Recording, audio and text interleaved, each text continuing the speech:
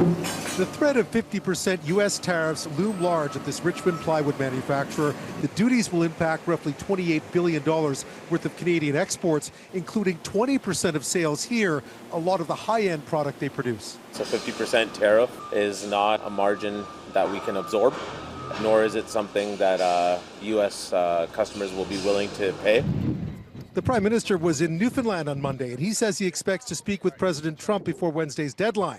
He wasn't saying much else. We'll have opportunities over the next 48 hours to discuss in more detail as the negotiations go forward, and I think that's the best forum. Are we getting any closer? But Canada's chief negotiators did meet again with their American counterparts in Washington, looking to halt new tariffs and get relief on existing ones in return for compromises on a range of issues, such as dairy and alcohol. But the two sides reportedly can't agree on autos and lumber. We're going to continue working. Our job is not yet done. The Premier's office admits they have no inside information about what's happening in Washington. It's a sensitive time, so they were keeping quiet on Monday.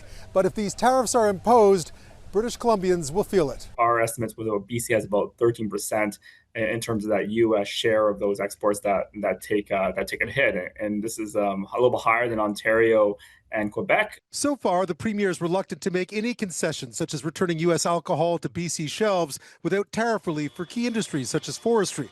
But sources tell Global the Americans have not been interested in discussing softwood lumber. The softwood lumber sector is bigger than auto parts and steel combined in terms of the Canadian economy, and it needs to be front and center at the table. Despite the impasse, there is hope the new 50% U.S. tariffs will be delayed or scrapped. But for businesses looking on as that deadline nears, negotiators are cutting it awfully close for comfort. Ben O'Hara, Global News, Victoria.